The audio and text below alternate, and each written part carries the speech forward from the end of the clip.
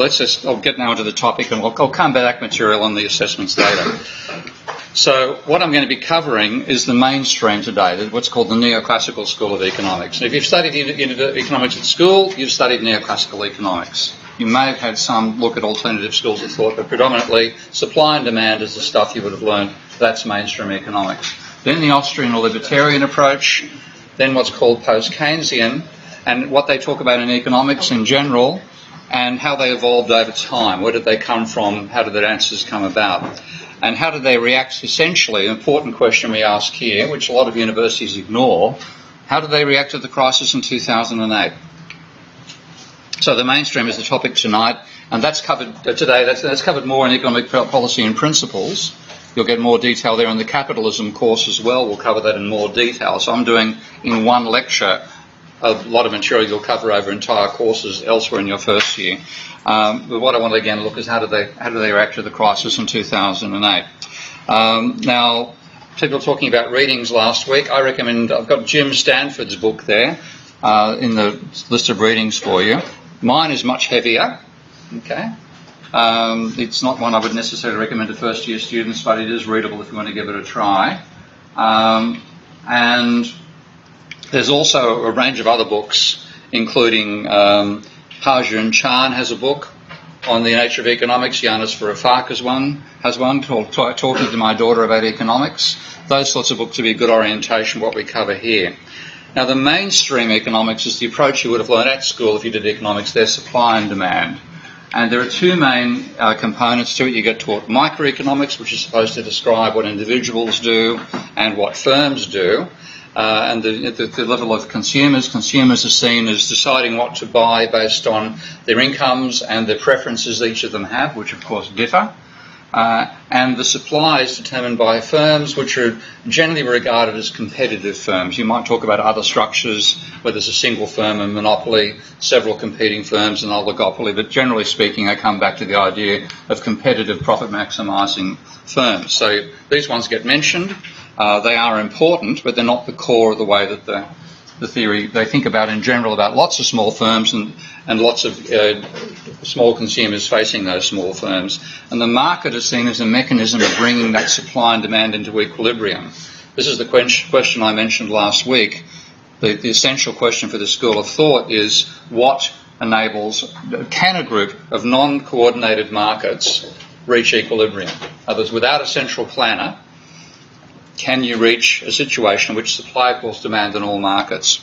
Now, in the macroeconomic level, that's the micro scale. On the macro scale, they say, well, what determines aggregate variables like employment, inflation, GDP?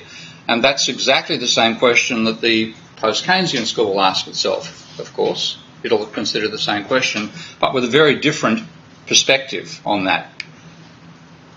And the macro models, which this is the distinguishing feature of this school, they attempt to make their macro models based on microeconomics.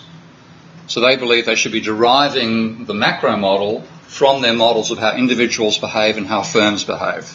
That's been a major defining feature of their evolution over time. And this is a little example of what they're like. This is a couple of colleagues of mine, young students, having a debate in, I think this is in Denmark or Norway, I'm not really sure. No, Denmark or Netherlands, I'm not really sure, let's see.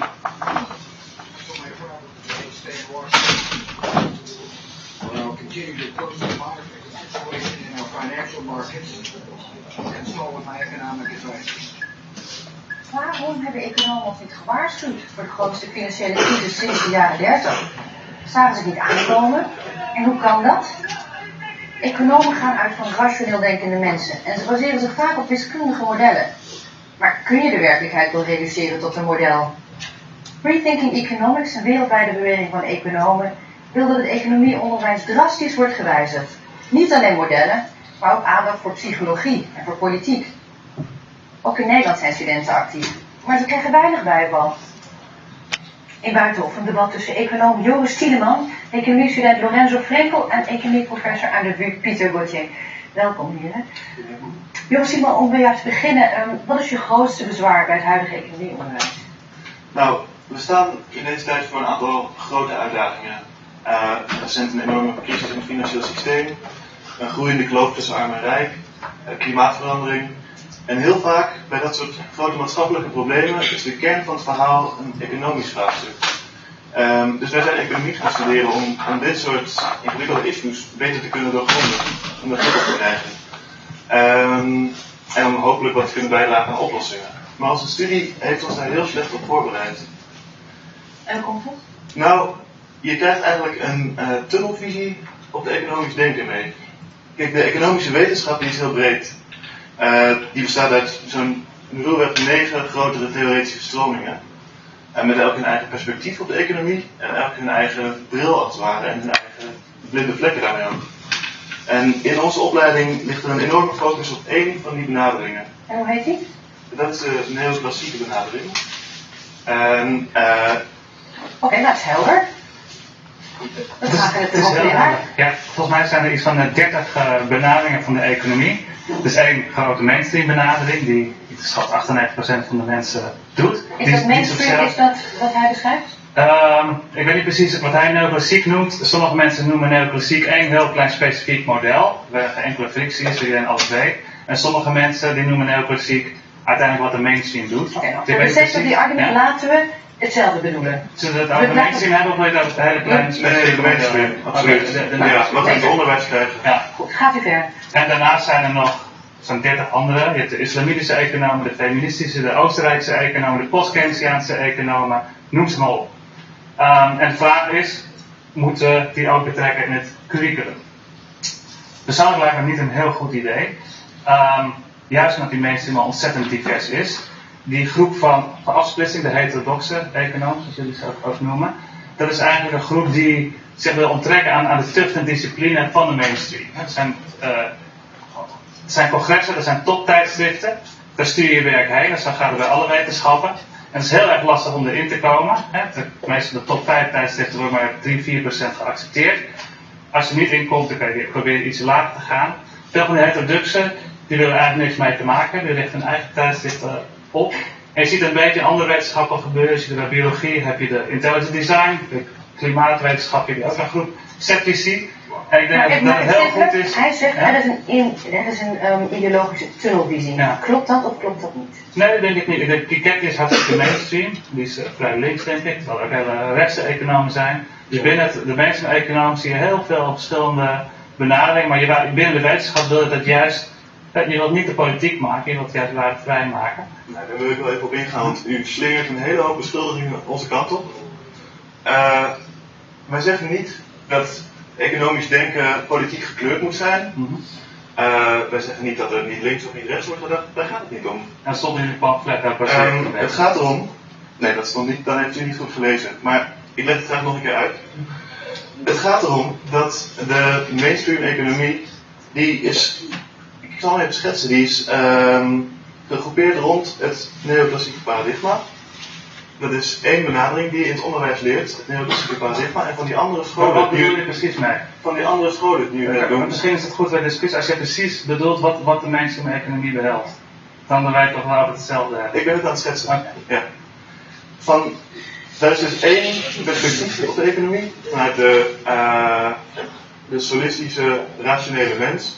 Dat is het basisperspectief. En daar zijn van een aantal scholen, de Keynes, de Oostenrijkse school, een stukje institutionele economie, en dat stukje is afgeknipt en op dat neoclassieke bolwerk geplakt. En let wel op, het is een mooie benadering die we leren. Het is een nuttig paradigma, maar het probleem is, het is maar één paradigma. En als iedereen op dezelfde manier leert denken, dan lopen we rond met grote collectieve blinde vlekken. En in 2008 zag je wat daar voor problemen uit kunnen ontstaan. Dus ik ben met je eens af te komen, zeg maar, uit die niche. Uiteindelijk is de wetenschap, zijn allemaal superkritische mensen die voortdurend het werk van anderen willen afkraken. So, I'll pause this guy here, but you can see that he's not willing to accept there are other schools of thought. He's saying you have people like who are climate change skeptics, or people who believe in intelligent design rather than evolution. That's his picture of the alternative schools. And to him, there's just economics. It's just what economists do. There's no variation apart from that. That is a fairly representative view of a mainstream economist debating his students live on Dutch TV. Quite a lot of fun It goes on for quite a while, so again you can go back and check the entire discussion there. But what he sees is the other schools are unscientific.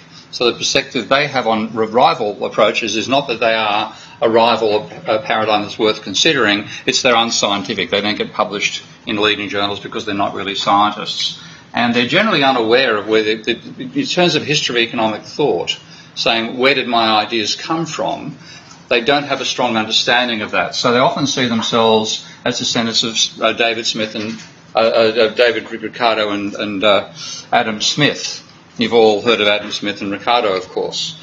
And this is Mankiw, Gregory Mankiw, with a very dominant first-year economics textbooks, saying Smith began in 1776, making the famous observation that households and firms interact in markets as if they are guided by an invisible hand that leads into a desirable outcome. This is a common analogy. He says one of our aims of the book is to understand how the invisible hand works its magic.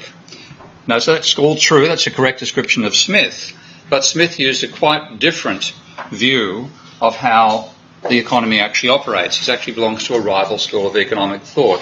So it's hard to see this down here, but he says at the end of I've got over here, many of Smith's insights remain at the centre of modern economics. And we made ourselves to make a more precise statement of what Smith was talking about with the invisible hand. But if you look at the invisible hand itself and say, well, what was the metaphor being used for? In fact, where he used it in the Wealth of Nations, and you can click on that link and go and see it online, is he's saying that the invisible hand will make local manufacturers, English manufacturers, prefer to work at home rather than shipping their production offshore to Holland. So there's an invisible hand. He's led by an invisible hand to promote the end of promoting domestic industry. So it's not the analogy, the phrase is very, very powerful. The idea of invisible hand, I think, is a very powerful metaphor. But the way Smith used it in the book is nothing like the way economists actually use it themselves today. So there's a lack of awareness of where their own history came from. And more importantly, if you ask Smith and Ricardo what determines value, they will give you a completely contradictory answer to modern economists. So neoclassicals today say value is utility. Value is the subjective satisfaction you get from something. So you might get a particular satisfaction from sparkling water, somebody else will get it from fresh water, another person prefers Coke, etc., etc. And it's your individual utility cannot be compared to somebody else's. Smith, on the other hand, said value reflects effort. Value is how hard as it is to make that sparkling water versus making the fresh water versus making the Coca-Cola. And here is Smith making this is almost the opening statement of the Wealth of Nations. The word value has two different meanings: utility of an object, or the power of purchasing other goods using that good, what it can be bought and sold for, and the difficulty of making it. He said the real price of everything is the toil and trouble of acquiring it. So Smith's vision of value is effort, not utility. And commonly neoclassicals don't realise that that's how different Smith's thinking was to them. The real price of everything is the toil and trouble of acquiring it, and you acquire it with labour. And the neoclassicals, on the other hand, say demand and cost of production together determine price. If you look at Smith, what Smith says, cost of production alone determines price. He rejects the role for demand in setting the price. Fundamentally what he says is cost of production sets the price and demand determines what level is sold. So he separates the two roles, whereas the neoclassicals bring them together. So supply, cost of production determines price for Smith, yeah. So is Smith not the neoclassical? No, that's the point I'm making. That neoclassicals think they come from Smith, but actually they have a contradictory theory of value. So the real antecedents of the neoclassical school are not Smith and Ricardo. They're people like you may not have heard their names, but they were leading figures in their own time. They've been revived to some extent through the neoclassical school, but the neoclassicals actually don't often know about their work. Jeremy Bentham, who played a large part in the development of jurisprudence and law in the UK.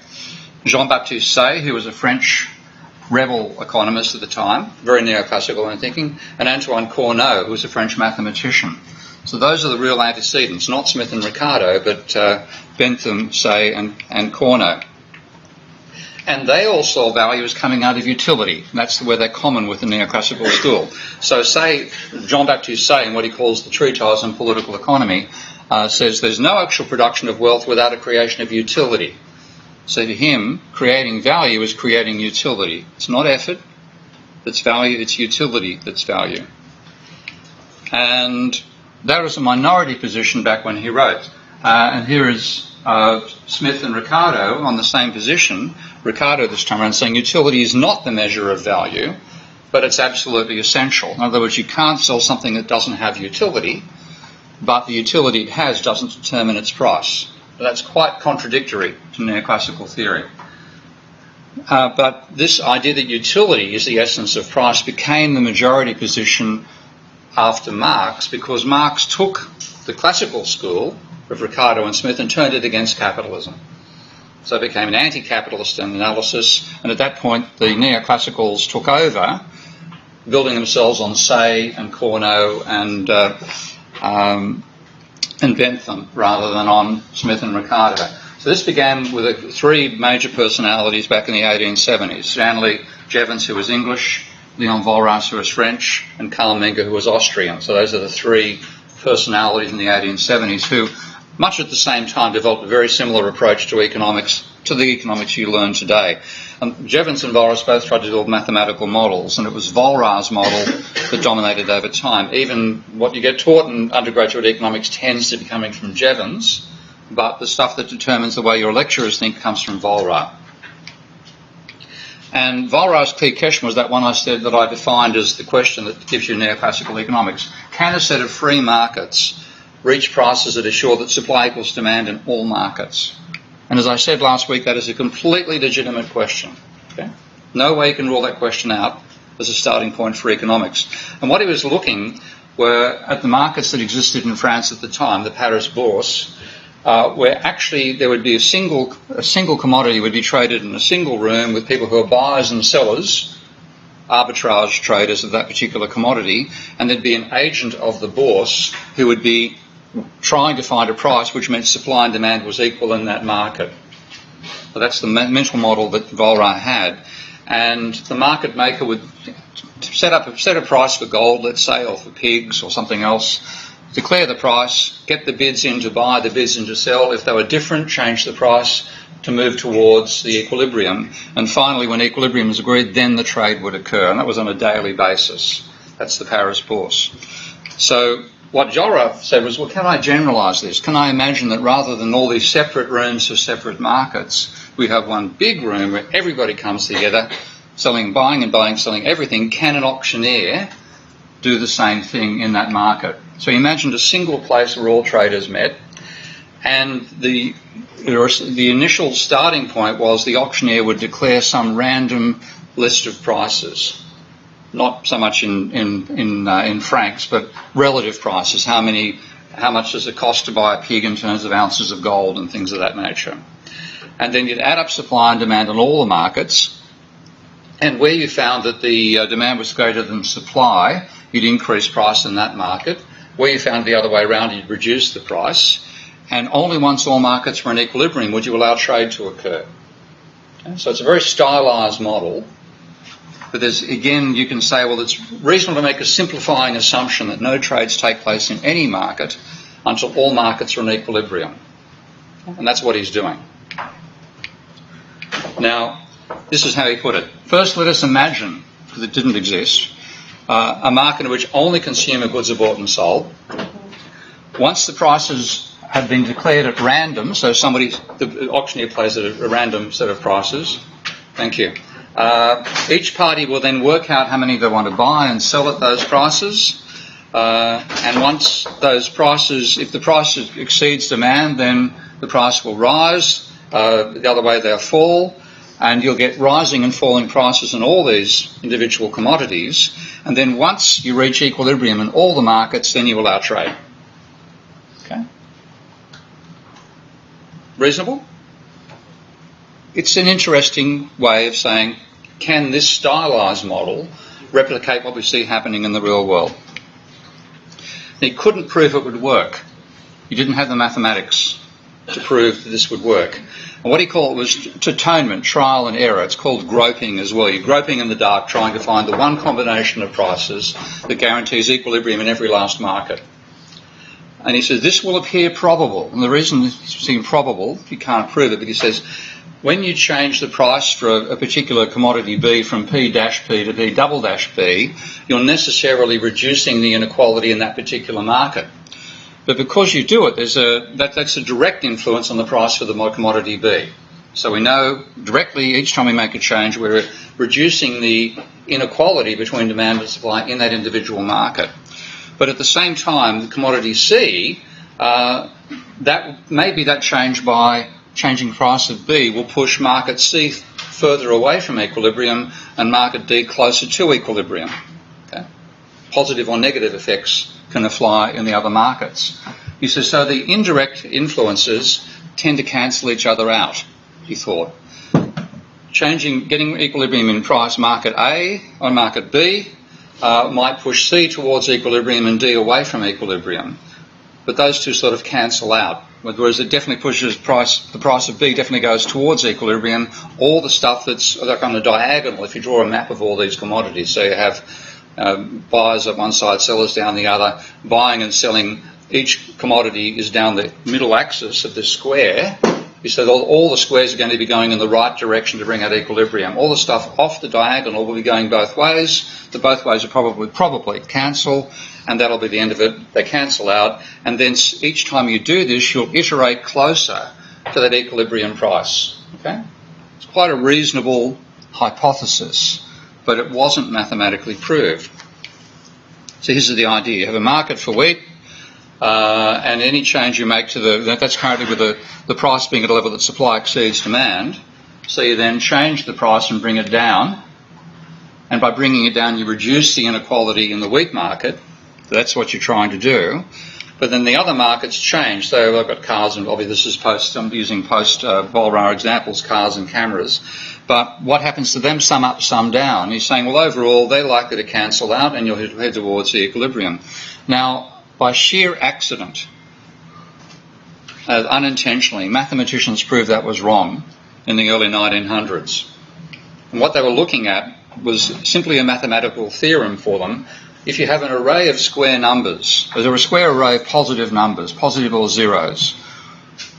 If you use that array to describe whether you're pushing something away from equilibrium or pulling it to, what single number tells you what you're doing? And this is too technical for you guys, but there's a thing called an eigenvalue. It's German, it means principal number. What it really says is can I get a whole array of numbers that are telling me whether I'm pushing or pulling in different directions? So imagine like in this room, the question is, am I throwing this away or pulling it towards me? Then there's 3 dimensions. I do that way, and that way. Okay? 3 dimensions, so 3 numbers. Well, overall I can say, well, is it coming towards me or going away? There'll be a single number saying whether it's coming towards me or going away. Now, for the number to be coming towards me, the number has to be negative, because negative means I'm heading back towards equilibrium. Okay? But the possibility is positive going away from equilibrium. And it was just a mathematical question. It had nothing to do with economics so far as they were concerned. What they proved by when they proved it, the number was positive. The single number describes an array. We have an array of all either positive numbers or zeros describing what you're doing. The single number that summarises what you're doing says you're pushing away. So the tatonnement process that Vollrath thought was converge mathematically meant this thing called the eigenvalue, dominant eigenvalue, to be negative, and the mathematician showed it was positive. So that process doesn't work. Okay? It's a legitimate question. The answer is not what they expected. So rather than this process converging, so over time you go from no trades being allowed to you finally get an equilibrium vector and you can all trade, you never get there. You continue being moved further away. And this is the way economists, when they first found about it, was in the 1960s, about 40 years after the mathematicians did the work. And this is one of the economists trying to interpret that result. And they called it a dual stability theorem. And I think I gave a bit of detail here. But what it says is there are 2 conditions you need to reach this equilibrium. If you have an economy growing over time, there are 2 conditions for this equilibrium being reached. One is that the output of all goods is growing at the same rate. So you're going to have equilibrium in an economy. The rate of growth of cars has to be the same as the rate of growth of bicycles, the rate of growth of ice creams, the rate of growth of houses, etc., etc. That's your quantity equilibrium direction. So you want a positive number saying that you're in equilibrium because all markets are growing at the same speed. Now, that's condition one. The second is the relative prices must be constant. So the price of a car in terms of ice creams, the price of a car in terms of bicycles must be constant exchange rate. So the first condition is this one. I'm going to get slightly mathematical here. I don't expect you to reproduce it. It's just giving you an understanding of what's going on here. But to get that idea of constant growth, you're saying the level of output today must be 1 plus a growth rate times the output yesterday, and it's the same growth rate for every industry in the economy. So I'm going to use y and g here and say y at t plus 1 must be equal to 1 plus g times y at t, where y is a list of all the goods you produce in an economy. Cars, trains, bicycles, pens, computers, etc., etc. They've ought to be going at the same rate. And that's the condition for equilibrium in terms of quantity. Now, what's going on in production? Well, if you think about what you're doing with production, fundamentally you're doing cooking. Okay? You're combining a range of things which are different to make something like an omelette. You've got eggs, you've got to have onions, tomatoes, salt, etc., etc. Putting them in a ratio. So you've got a cooking instruction. You can think about manufacturing as cooking. Taking inputs to make a particular output, but you can't make omelettes without breaking eggs. Okay, so there's all these, some commodities are needed to produce other commodities, and that's the essence of modelling the economy as a multi-commodity production economy, which is what it is. You just look at what you're using. Some are using computers, some are using pens, paper, others are having a drink. Okay, all those things are needed to produce each other. They're not independent. So let's call the recipe R. What that means is output is of t plus 1, output in next year is going to be this cooking recipe, all the different things you need to make all the different goods, multiplied by output the year before. That's your basic condition. Again, I'm pushing your maths further than I need to, but I just want to give you a context for this so you can understand it in later years. So that's your recipe, your cooking recipe. So what you want is the output of year t plus 1. You want it to be the recipe times the inputs for the previous year. Right? Don't you hate those doors? You will break. It gives you a card to get in. That's one card. Okay. There's output in 2016, let's say, and all the various commodities we're talking about has to be the cooking recipe times the production in year 2015, and then you've got a stable economy. And if they're not all going at the same rate, then the economy is not in stability, it's not in equilibrium. It's a dynamic definition of equilibrium. Everything is changing at the same rate. Now, that depends on this thing called the characteristic value. And this is the idea of negative and positive numbers now. So to get stability, you want that recipe to have a dominant number which is negative, meaning you're more moving towards equilibrium.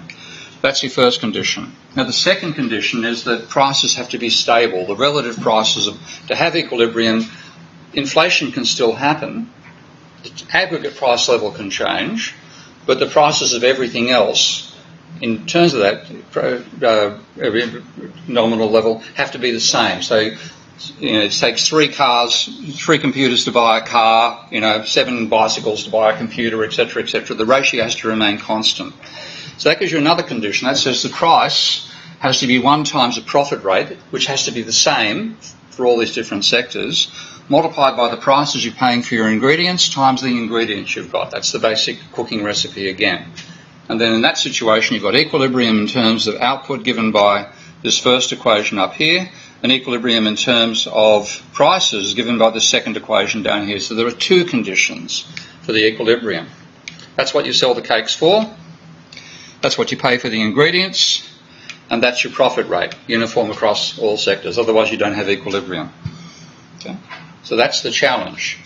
So what looks like a simple question, can you reach equilibrium in all markets by a process that doesn't involve anybody central planning, becomes a quite complicated mathematical exercise with 2 conditions to it. Now, again, I'm going to get slightly more complicated and just reduce it to symbols. So I've got the price level has to be 1 plus a uniform rate of profit multiplied by the prices themselves, because you've got to buy your ingredients, times the recipe. And this, notice I've got the term R there. You have to look back at the previous slides. I've got the term R in the quantity as well. But in one case I've got R to the power of minus 1, and the other I've got the number R. Okay? So what you've got is, you need the stability of output depends upon the characteristics for the array of numbers, a bit like, say, the value for the integer 3. And then the stability for the prices depends upon the inverse of 3. Okay? So what's the inverse of 3? It's 1/3. Now, for the stability to apply, both of these numbers have to be negative, because you want the characteristic to be tracking you towards equilibrium. So if the number happened to be minus 3, the inverse of minus 3 is minus 1/3. They're both going to pull you towards equilibrium. So the real question is, what's the number that describes the characteristic pressure of R? Because if it's less than 0, you're home. The process will work. And if we work in terms of what's called discrete time, it's a slightly more complicated value is 1. But the work that I work in where the value is 0, which makes it a bit easier. But they've both got to be less than 1. So what you need is a number that is whose value and the inverse of its value are both less than 1. Is there such a number? Okay. 2 is greater than 1. Inverse of 2 is a half. It's less than 1. So there is no number that'll do that. The only way to get a solution would be as R is negative, and then minus 2 is less than 1, and minus a half is less than 1. So you have no problems. So if the mathematicians had worked out that characteristic value of just an array of square numbers, where a square array of numbers where all the numbers are either 0 or positive, if that had a characteristic that was negative, economists would have been home and hosed. This process works.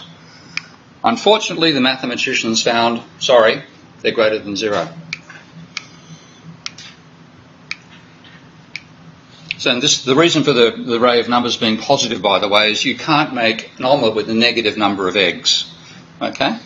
The array to describe this process of producing goods using other goods has to have either 0 units, so you don't, for example, use any lead in producing eggs, or producing omelettes. Let's hope you don't. I wouldn't eat at your house if you did. But you definitely use some eggs in producing omelettes. You've either got 0 or positive numbers to say what the elements of your recipe are. Now, the two mathematicians who found this out were named Perron and Frobenius, and they found that this value was positive. The value that summarised what the recipe was doing is greater than 0. So you might get stability for prices if the dominant value was, say, a half, but that meant your quantity value would be 2. So your quantities wouldn't stabilise. Maybe you've got the price and quantity axis. One would be going towards stability, the other going away. So production might be stable, but the price system would be unstable. So Vollrath's idea didn't work. Now Vollrath was dead by this time this was found out, and economists have been working on Vollrath's ideas. By the time the mathematicians found out the answer was no, they'd been working on Vollrath's ideas for 40 years. By the time they realised the answer was no, they'd been working on Vollrath's idea for 90 years. What do you think they did? They ignored it. Okay? They didn't really take it seriously. They just assumed this process would work. So the answer, unfortunately, to that question, which I said is a legitimate question, the answer is no. Now what that means is you should change how you do your economics. If you get an answer like no to what is your fundamental question, you've got to say, okay, maybe we need to rephrase the question. And that's what happens in science all the time. Okay, it's an important part of science. If you ask a question which your proper logic gives you an answer no to, then you should change the question. Here we go. Here's my question. Can I smash that door open?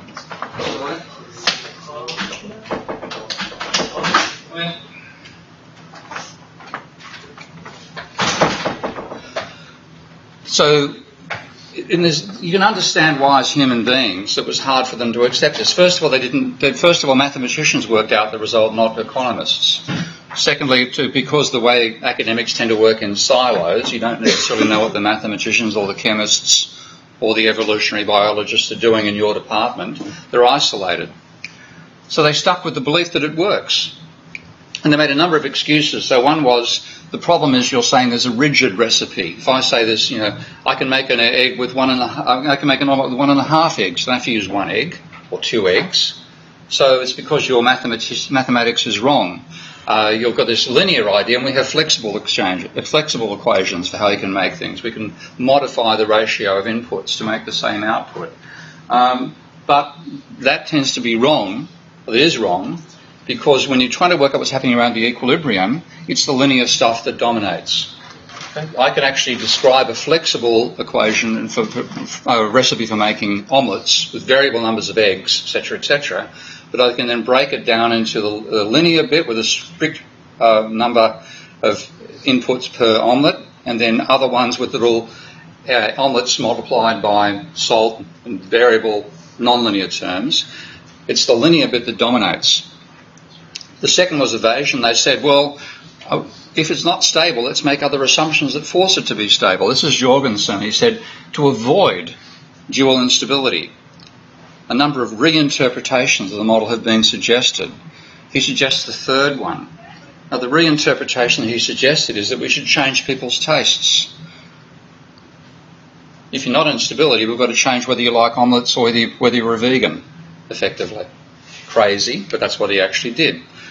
And the last one was by a guy called De Breu, and you'll see people talking about Arrow-De Breu models of the economy, one of the many Nobel Prize winners for mathematical economics.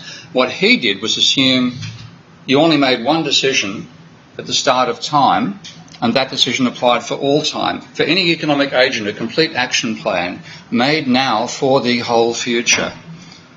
So in other words, you've all decided what you're going to be doing when you retire. Anybody want to discuss their retirement plans with me? But that's what he's assuming you can do. Or let's just ignore it and assume it's stable. Let's take it for granted. And unfortunately, this is what tends to dominate. They assume equilibrium applies when it doesn't, mathematically. Or they redefine equilibrium to make it stable. So they used to talk about these recipes. That's why I emphasise the idea of, recipe for making eggs, a recipe for making cars, a recipe for making computers, and so on. They ignore that now and say it's intertemporal we're talking about. We're talking about equilibrium now and equilibrium over the whole future. So they've now become intertemporal, and they don't actually talk about this recipe stuff anymore. So they've gone from what they used to call Computable General Equilibrium models, or CGE models, and they still use them in some areas, to what they call Dynamic Stochastic General Equilibrium models. And it is now applied microeconomics. So they start from the idea of building these models from microeconomics. They're ignoring, in other words, their starting question. So they don't actually answer that question anymore, but they've evolved out of the beliefs they had that they could answer that question. And I'll finish this slide before we take a bit of a break and come back. But what has dominated economics since about the 1970s is the belief that macroeconomics was a separate theory of work to microeconomics. Microeconomics is the right place to start. Let's rebuild macro to make it work in terms of microeconomics. And you'll learn about what's called the ISLM model in macroeconomics, or the aggregate supply, aggregate demand model, etc., etc. All these models evolve separately to the microeconomics and separately to the recipe stuff I was explaining a moment ago, but they try to bring it all together. So this is Lucas looking back on his history in 2004.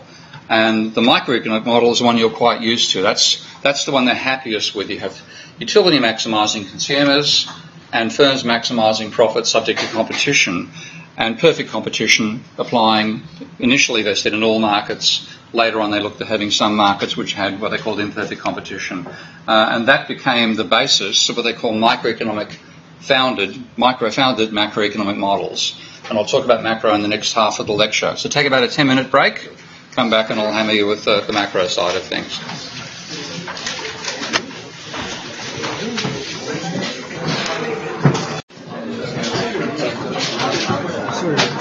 Yeah, that's going to save much.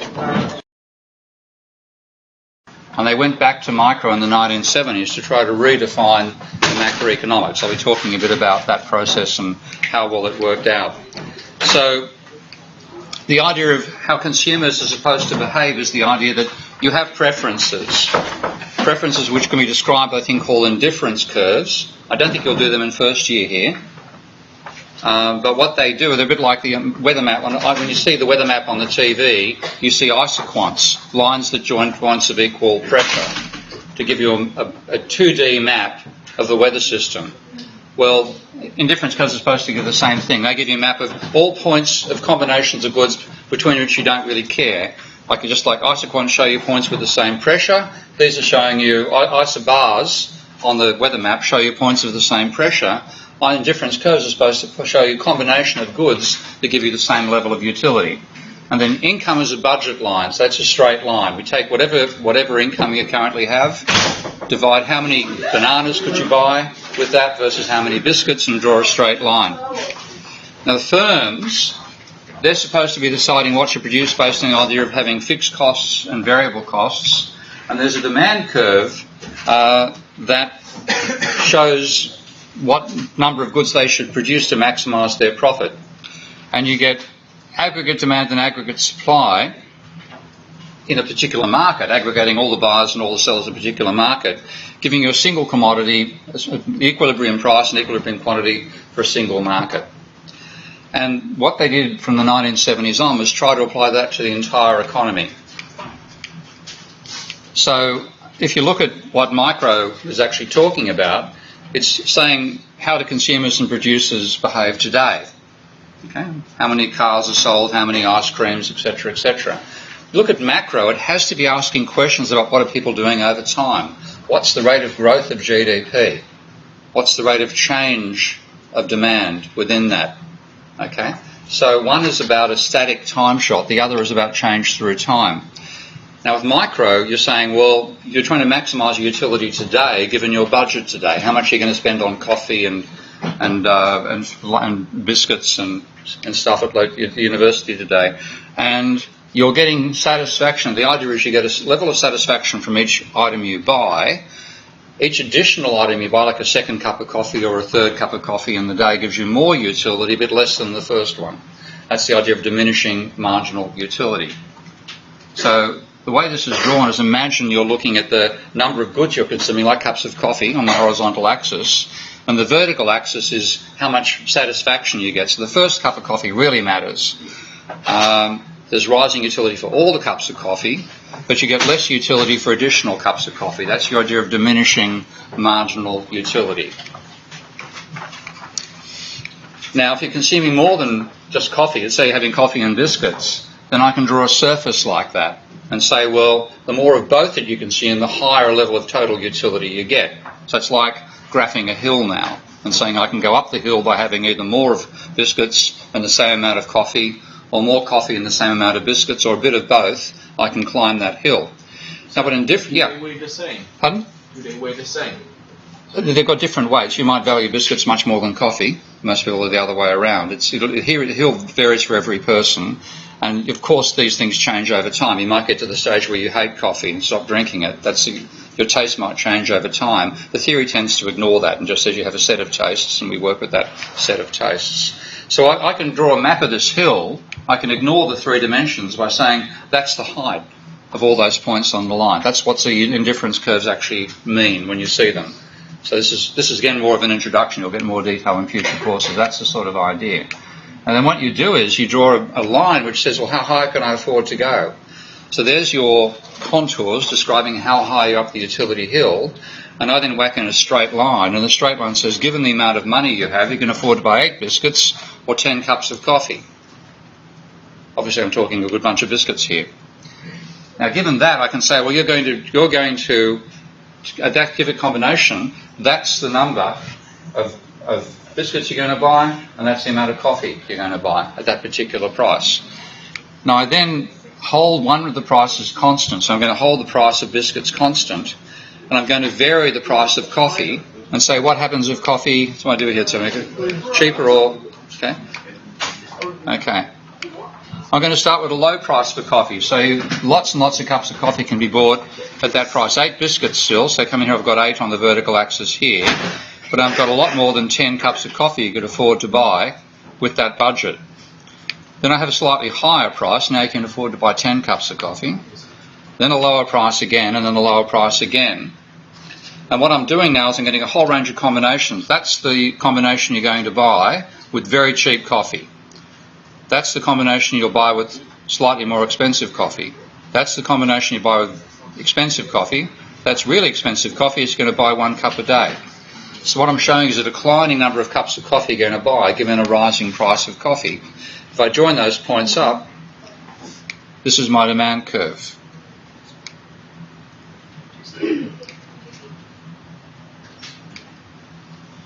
And now what I've got is a demand curve you have for coffee now. Okay? That's the intellectual idea behind deriving a demand curve for a single consumer of a single commodity. Now what modern mainstream macroeconomics does is say, well, let's look at not just coffee today versus biscuits today. Let's look at the choice between working for an income today versus not working and enjoying leisure. Okay? So the two commodities we're looking at now are a disutility called work. You don't want to work, you'd rather be relaxing. But you're now making a trade-off between relaxing now versus working now to maximise your utility over your entire life. That's the vision they have. So they've gone from looking at two commodities now to trade-offs between working now versus relaxing and what you're going to have to enjoy in terms of consumption over an infinite future. That's the model that they start from. So, of course, you can only work 24 hours in a day, and what you don't work is leisure time. And so the idea is you're going to have this time path of either of consumption or leisure over time. So you might start here. Next time, in future, you've got maybe more leisure, more income. Maybe less leisure now, more leisure now, etc., etc. And what you're doing is maximising your utility through time by deciding how much to work now versus how much leisure time to take now. And of course, by deciding leisure time, you're deciding how many hours labour you're going to be putting in as well. So that's the consumer. The consumer is maximising their utility over time. The agent, the firm, is supposed to be maximising its profits over time. It's trying to get the maximum profit it can, not just for today, but for its entire life, applying a discount rate because money now matters more than money in the future. And the market then determines the equilibrium, not just now for a single market, but equilibrium path of both output and employment over time. That's their model of what macroeconomics is doing. Now, this is a model that gives you a smooth process. But of course we know the economy's got ups and downs. So the question, where do the ups and downs come from? What gives you booms and busts? That's the question they had to answer as well. And what they said was there'd be change in tastes. And we were talking about this a while ago. Do the tastes remain constant or not? No, people's tastes change. Since we don't have any explanation within economics of what determines tastes, the change in taste can be what they call an exogenous shock. So all of a sudden somebody invents, what was that crazy fad with visualised computer games last year? Huh? VR. Yeah, not VR. I was actually living in Sydney. I was visiting family in Sydney at the time, and the people were rushing from Pokemon, some sort of Pokemon. Yeah. Bang. That's what they call an exogenous shock. That came out of nowhere, and suddenly people were rushing around on train systems to go to particular spots where they'd find the Pokemon. That's an exogenous shock to tastes.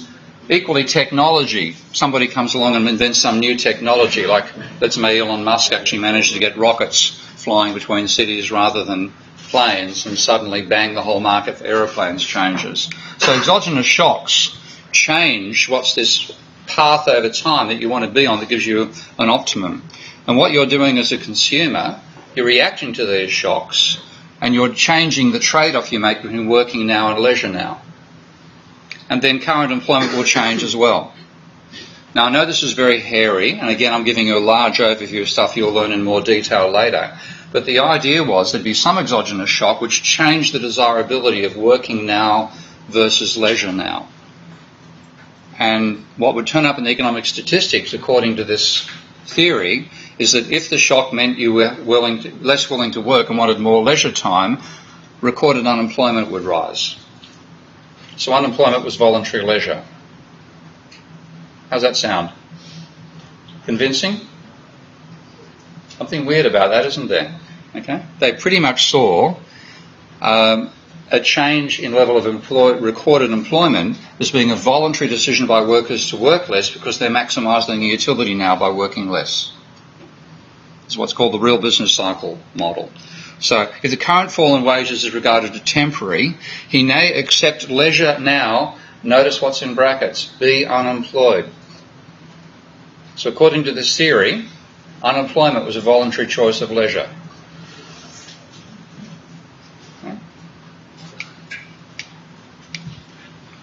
Now, they even explained the Great Depression that way. This is one of the guys who invented this whole approach to economics. He says business cycles are a response to shocks, changes. The constant growth path, that stable path, is what we return to over time. And if the shock pushes the growth path down, then there'll be a fall in the number of employment hours, and more time will be allocated to leisure. So what happened during the Great Depression was there was some shock that meant people decided to work less. So the 1930s was a time of extremely high leisure. How's that sound to you? Madness, in my opinion, okay?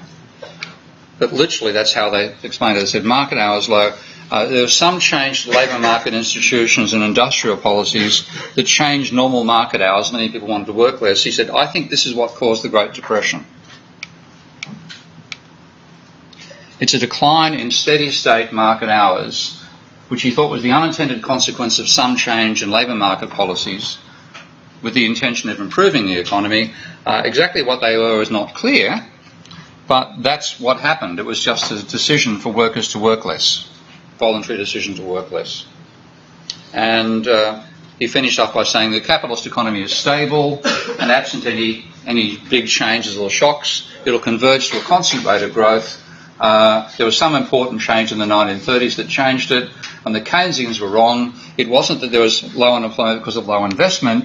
There was some change in employment. Investment fell because some change in labour market policies reduced the level of employment as a voluntary decision by workers. Okay. Now that was too much for some of the mainstream economists themselves. The mainstream has two camps. That's what I'm coming up to now.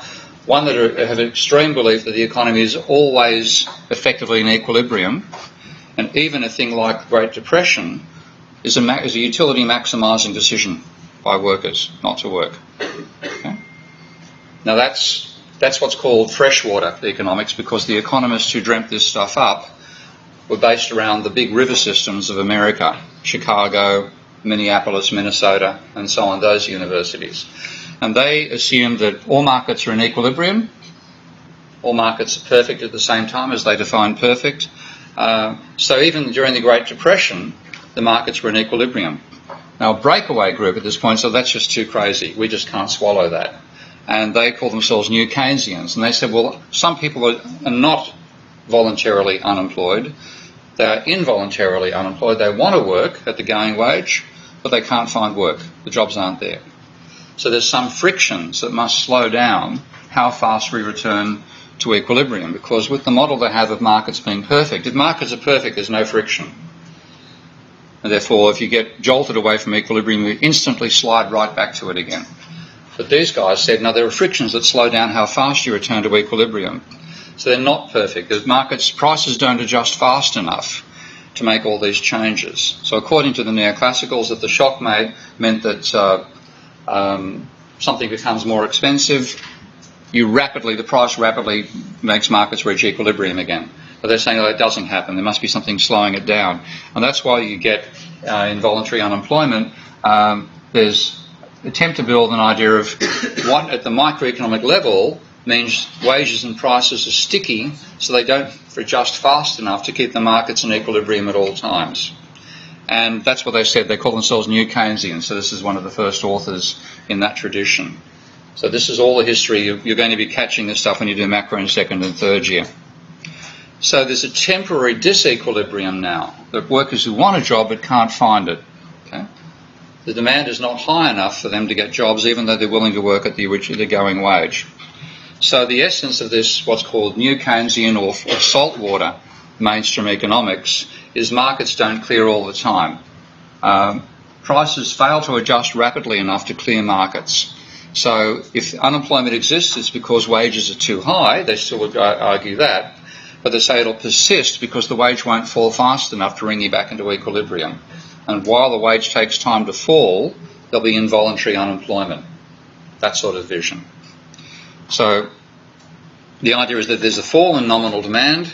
The price level will fall less rapidly. So a slow adjustment of prices in this model explains why you'll have persistent unemployment. There are people who are willing to work. They can't find a job because the wage is too high and it won't fall fast enough to bring the market back into equilibrium. So while the actual price is above the equilibrium level, there'll be unemployment. So price level being too high means the ultimate level is involuntary. Okay? Workers want to get a job, but the wage is too high to let them get one. Therefore, they're unemployed. The same thing in terms of investment and so on. The prices haven't adjusted enough to bring you back into equilibrium. Now, well, the policy implications of the new Keynesians is partly that fiscal policy doesn't work. They have arguments, I think I'll cover that a bit later, I'm not sure whether I do it in this lecture or not. But they argue really what we should try to do is to stabilise the economy by stabilising things like inflation. They said if we get inflation under control by adjusting interest rates to cut out high rates of inflation, then the economy will head towards this equilibrium. We're trying to make things gentle, in other words, so the economy can, even though it doesn't adjust rapidly, we remove some of the bumps in the road that stop the car moving smoothly. So this particular idea is called the Taylor rule. And this came up in the 1990s, 1993, as a way of understanding what central banks do. So what the new Keynesians think is the central bank can control this instability by varying the rate of interest, to cut out inflation, Salt water is the same as Keynesian. But, Salt water. There's two, salt water and new Keynesians are the same, that's correct, Fresh water, they're all neoclassical. So if you want to draw a family tree, you'd start with neoclassical at the top. Okay. Then you'd have salt water, which is, they call new classical, on one branch, which is conservative in terms of politics and also in terms of believing markets are perfect. And then salt water and new Keynesian, who are on the more left-wing side and say markets aren't perfect and take time to adjust. But part of what they thought they could do, they thought in terms of policy, that the government, the central bank, could control the rate of inflation by varying the rate of interest. So this is the little equation here called the Taylor rule. The rate of interest is the current inflation rate plus half the rate of the level of, it's called an output gap, plus half the gap between the inflation rate and 2%, which is their target rate, plus that 2%. It's a funny looking rule. But what it meant was they thought they could actually control the inflation rate, get that particular disturbance out of the way by varying the rate of interest. So you reach an equilibrium point where the inflation rate was about 2%, the rate of growth was about 3%, and the interest rate was about 4%. That's what I call those the three magic numbers of new Keynesian economics. 2% rate of inflation, 3% rate of economic growth, and 4% rate of interest. That's what they're targeting. And that dominated mainstream macroeconomics right up until the financial crisis. But it wasn't without its critics, even inside mainstream economics. So Robert Solow won the Nobel Prize for Economics for work on what's called growth theory. And he is an extreme critic of both saltwater economists and freshwater. So he's in the neoclassical family, but he's saying you've both gone crazy. So this doesn't describe reality at all. So he said, imagine the economy is populated by a single immortal consumer. And that's what both these models do. Who solves an infinite time utility maximisation problem. In other words, you're working out your utility for the infinite future. Okay? He said, that's far-fetched. The end result is a construction of the entire economy as sort of solving a problem about the optimal rate of growth. And he says, this is all equilibrium stuff. He said, we're asked to regard that as an actual construction of the world. And his saying is, I'm sorry, that's madness. So, as much as they said there are fights between different schools of economics, and different paradigms, even within the one paradigm, people who are the same group can be disagreeing with each other. So the disagreements go one layer deeper than I showed you last week. And Robert Solow comes up with some wonderful comments on neoclassical economics. And here he's talking about in the early 2000s, I think, the preferred model has a single consumer optimizing over infinite time with perfect insight in an environment that more or less flawlessly determines those outcomes with perfectly competitive, perfectly flexible competitive markets, perfectly flexible prices. And he then says, how could anyone expect a sensible short to medium run macroeconomics to come out of this setup? And he's, again, a very solid point here. I start from the presumption we want macroeconomics to be able to explain when there are aggregate things that go wrong. Stagnation, inflation, not to mention unusually good times as well. He said, you've got a model that rules out those pathologies by definition. So how can you explain what's going to happen in the real world if your assumption is that we're all just perfect? And that's a paper called Dumb and Dumber in Macroeconomics. I've linked it to there, and I highly recommend having a read of it. He's a great writer. Now that's what he's criticising, that particular paragraph, is the freshwater stuff, the new classical school. But he certainly wasn't particularly fond of the salt waters either. He said that sort of model, the real business cycle model that says the Great Depression was a voluntary holiday by workers because of some change in labour market rules that made it desirable to have leisure during the 1930s. He said that has had little empirical success. So as a result, some of the freer spirits have added imperfections. Now he's talking about the saltwater economists, and he's saying the model sounds better and fits the data better. He said, it's not surprising. It was chosen by intelligent people to make them work better. It's a fudge, in other words. He's regarding the new Keynesians as a fudge on the new classicals, taking exactly the same concepts and fiddling at the edges so you have imperfections, so markets don't adjust fast enough and so on, to get results that look like the real world more than the original, but still built on the same foundations. Now, despite Solow's protests and other people as well, the saltwater, new Keynesian stuff, what's called DSG, or Dynamic Stochastic General Equilibrium, that became the dominant approach to macroeconomics. And it coincided, as it happens, with a period called the Great Moderation. And that's a period where, for a while, the level of inflation and the level of unemployment over time were falling. Okay? You had peaks in inflation and peaks in unemployment. Each time they got lower. And they were actually very triumphant before the crisis hit. So this is some of the statements around the time of the financial crisis. It's technically regarded as starting in August 2007 because BNP, the Banque Nationale de Paris, declared it could no longer value three of its markets for bonds, and it stopped people taking redemptions out of the bonds, and that gave people a hell of a shock. That was August 9, 2007. Now the immediate reaction to that, this is back in December of 2007, so it's 4 months after the first really major shock occurred. The prediction of the Open Market Committee's neoclassical DSGE model was there'd be no recession and inflation would fall a bit. And the guy is a bit of a comic, so he said, I tried not to take it personally when I received the notice that drug testing was now being used for members of staff.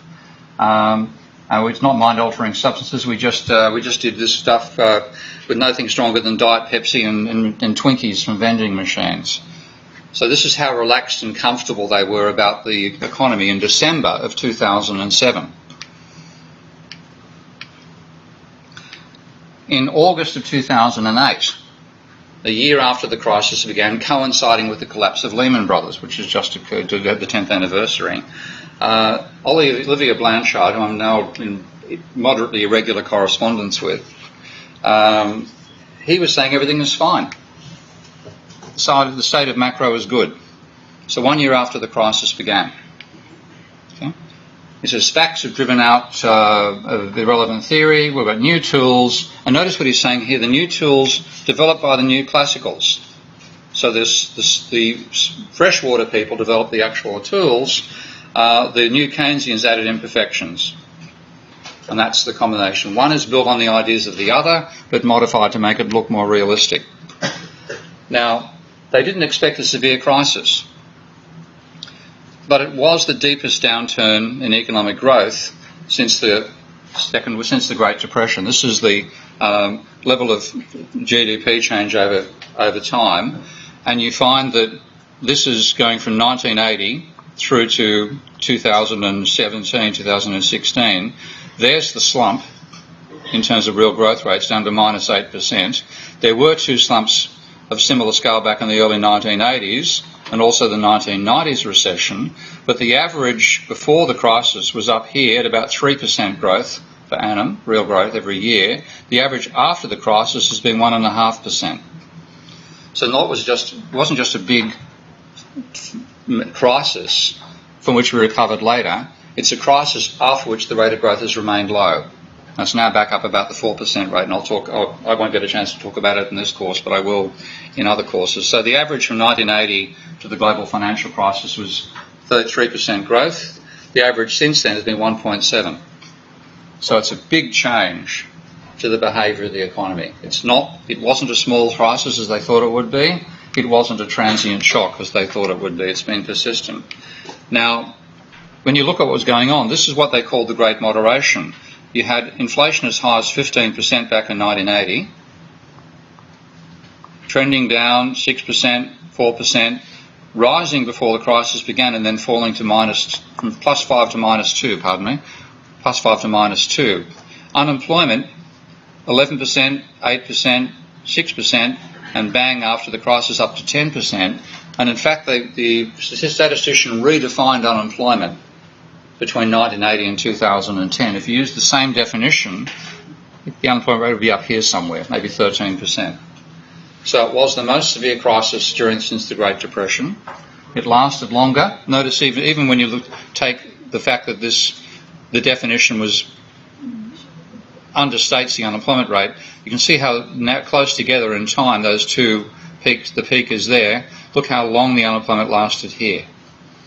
So it was a big shock to the neoclassicals at that time.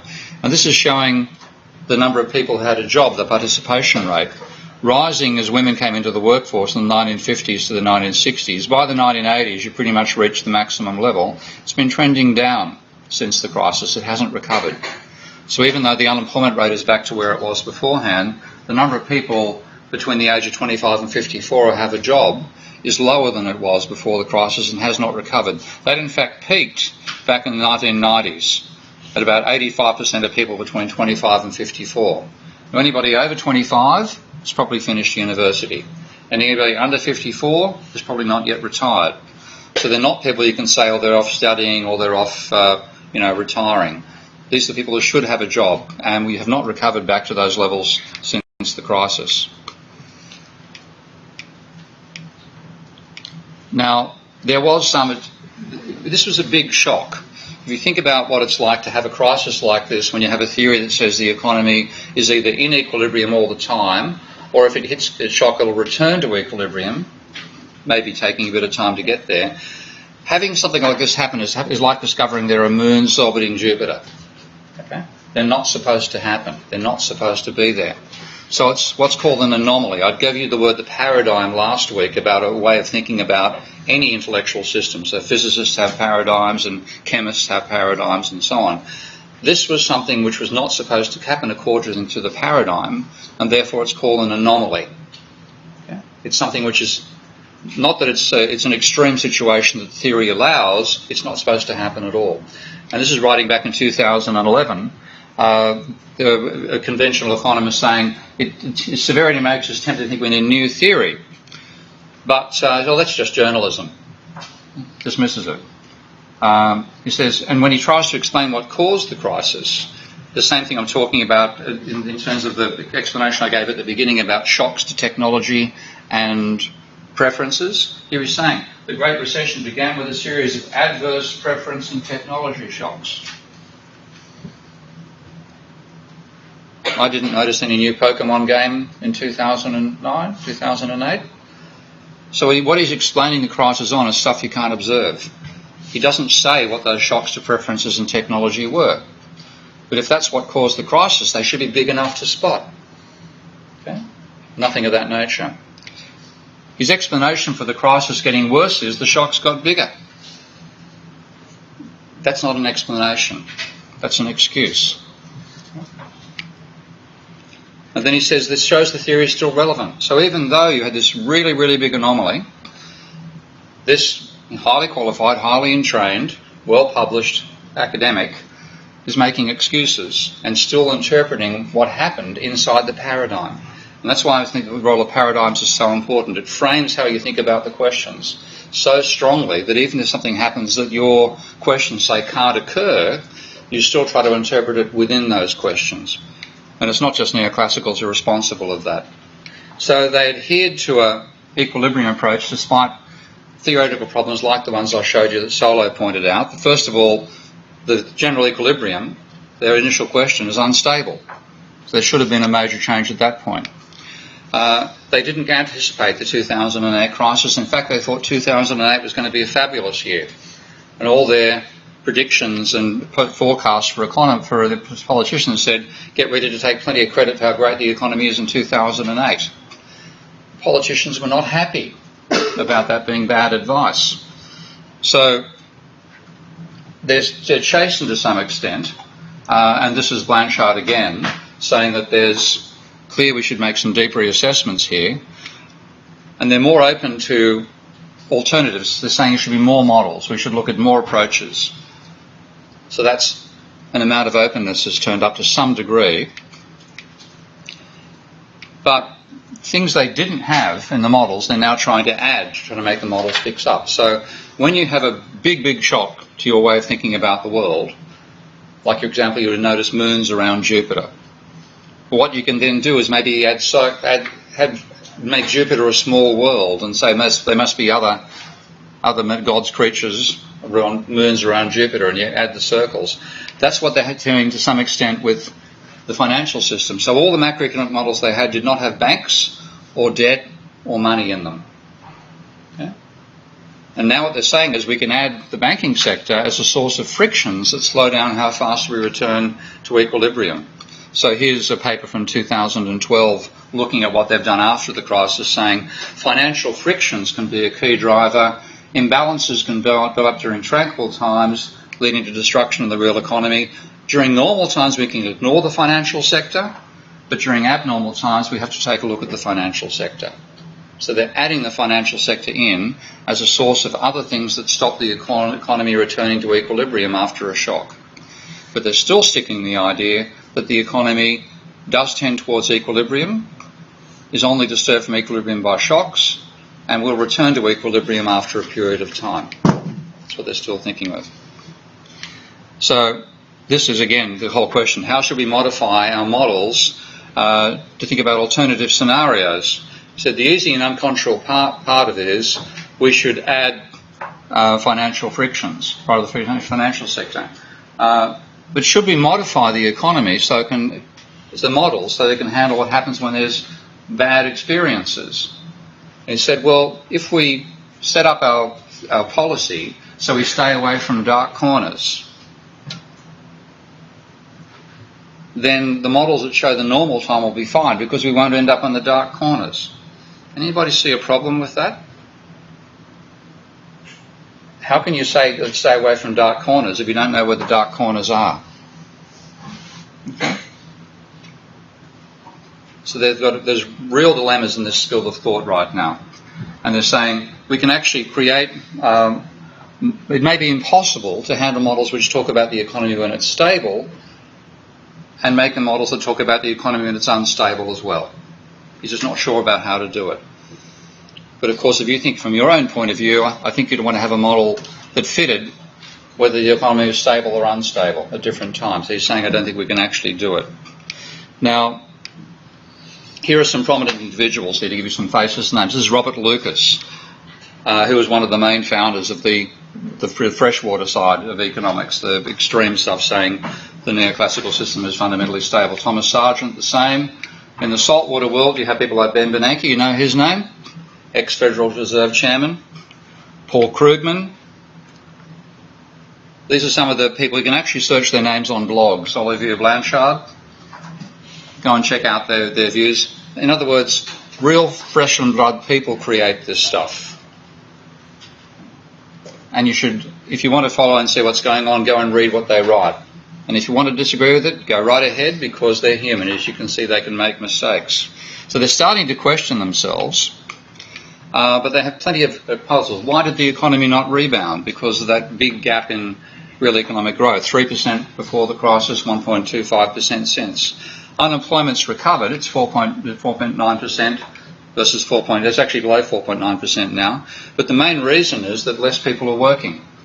81.3% were working last year versus 82.9% before the crisis. That's a big fall in how many people can be recorded as unemployed. Now, inflation has been below their target between to 1980 and the global financial crisis. The rate of inflation was about 4%. It was 1.8% for most of the crisis. It was 0 last year. I've got to change that to it's been positive now. It is starting to rise. But another puzzle they had is, why did the economy not recover when they kept interest rates at 0 for as long as they did, and they were pumping money into the economy using what's called quantitative easing? Why did that not recover? So there's two camps that are turning up. Again, there's another split in the school. Some of the economists are saying we should never have done this stuff with dynamic, stochastic, general equilibrium models or real business cycle. We should go back to what we were doing before, which they call ISLM models, and Summers and Krugman are prominent there. And their explanation for why the economy was in a slump was to say, well, there's been a change in how fast population grows, and there's been a change in how many new ideas are coming up. So without new ideas, you can't make new technology, and therefore you can't grow as fast. Without less children, you can't have as great a population growth rate. And this is Alvin Hansen, who made the same claim to explain the Great Depression. Because in 1934, he said we've had 5 years now. Actually, am I quoting? I'm quoting Krugman here. Let's know. Summers. I'm quoting Summers. Okay. This is. I'll just go back up on those slides. So talking. But back in 1934, a guy called Alvin Hansen said the reason the Great Recession has lasted, the Great Depression has lasted as long as it has been secular stagnation. Less children being born, and engineers having less good ideas. That's, by the way, before the invention of the computer, nuclear power, jet engines, and a few other things that happened after the 1930s. And what has happened now is, for a while, Larry Summers is saying the same thing. We've still got low growth. That's surprising, because a financial crisis is like a power failure. When the power goes out, nobody can do anything. But once you've got the power working again, the financial crisis is over, everything should be fine. So you're saying the only explanation for the persistence of low growth was slow population growth and possibly slower technological change. Now, I think he's got to give that explanation up now, because the rate of growth is now 4%. But that's his explanation. So you have some new Keynesians saying, look, we really don't know how the economy operates. This is a guy with a wonderful name, Narayana Koshalakotta. Lovely alliteration in that name. He was president of one of the Federal Reserves on the freshwater system, the Minneapolis Fed, and he's comparing what he calls toy models to so-called serious models, the serious being the big DSGE models. He said, at least for the foreseeable future, we've got to work on toy models, because the idea of using serious models like DSGE is we have a well-established model of macroeconomic theory. He says, my own view after the data of the last 10 years is this is wrong. We simply do not have a successful theory of the macroeconomy. In that sense, the time you guys are deciding to study economics is quite unusual, because normally the profession is confident. Okay? This is the time when the profession is saying, we're really not sure. And there's real debate going on, which is why you have to learn the range of different approaches that exist to economics. And these are debates are not just between schools of thought, like you saw the student and the two students and the professor in the beginning. It's disputes within individual schools, and they're still not sure of where they're going. So even if you read a textbook, read it with big question marks around it. This is Koshalakotta continuing. The choices made 25 or 40 years ago should not be treated as written in stone. We have to find other ways of understanding the macroeconomy. He's saying some readers, talking to his own professional economists, might think we can just modify the papers. He said, I'm sure people will add frictions and stuff to the papers and get published in serious journals. He said, notice this let's rescue the past paradigm if at all possible. Strikes me as highly unlikely to lead to true progress. So he's aware of the idea of paradigms as well. and saying maybe we've got to think outside this paradigm to get true progress. So it's a very open time in macroeconomics. Olivier Blanchard, again, somebody who said the state of macro is good back in 2008. In 2016, talks about these models, and he says they make three choices. They derive behaviour of consumers, firms, and intermediaries where they exist from micro foundations. They assume a competitive economy with some distortions to explain why things take a while to recover, and they estimate the entire system in one go rather than individual equations one by one. It says the earliest models were the real business cycle, so he's admitting this history of building it from what the freshwater people did.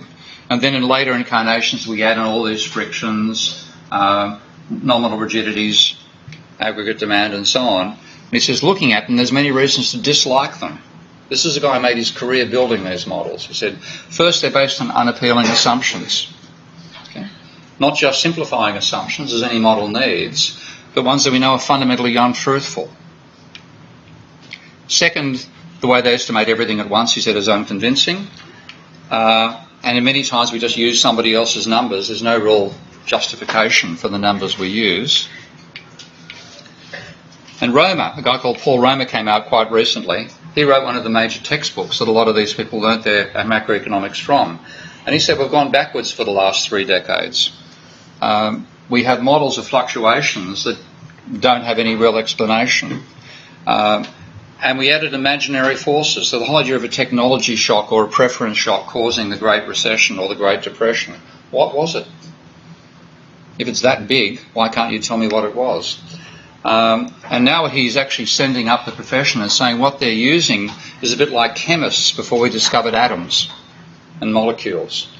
And he actually satirises them and says, well, they've got this idea of a thing called phlogiston, which is what the substance that chemists used to try to use to explain flames before they discovered oxygen and chemical reactions. He said we've got a troll making random changes to wages, a gremlin changing the price of output. You might as well, in other words, you've got a Harry Potter universe in these models that you're using to explain the real world. These things have all been made up. And let's continue here. See, so I agree with the harsh judgment that people made of the models we replaced back in the 1970s. But you said what we've done now is made them worse. We've got less credible and harder to understand assumptions. And when you look at the confidence that neoclassicals had before the crisis, that confidence should have been completely destroyed. So here is Lucas, who is one of the freshwater people, who was one of the developers of these models in the first place. And writing back in 2003, he said macroeconomics has succeeded. Its central problem of preventing intervention has been solved for many decades.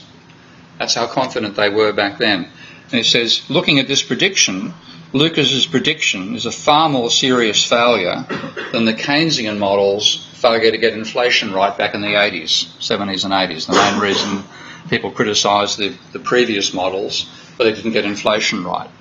He says, getting a number wrong is one thing. Saying a depression can't occur and a depression occurs is much, much worse. So what you've got, I think, in the mainstream is they're behaving a bit like Ptolemaic astronomers who've discovered craters on the moon and moons orbiting Jupiter. It's a huge problem, but how do you progress? You can't suddenly have the circles intersecting, which would explain the collisions. That doesn't make sense. You can't add circles around Jupiter without changing the whole idea of who God is. So they think it's hard to do anything else. They can't see another way to do it. And this, again, is why a paradigm is so important, because a paradigm frames how you think about not just what you're seeing, but what the alternatives might be. Now, of course, the simple solution for astronomers would say, let's abandon the idea that the Earth is the centre of the universe and assume the Sun is the centre of the solar system. But that's gigantic. That is not the sort of thing humans do. Okay? The vast majority of us, we start with a particular set of beliefs. We might modify those beliefs over time, but we don't throw them out completely and start all over again. So next week I'm going to talk about another school of thought which is fairly similar, the Austrian School of Economics. Some of them did see the crisis coming.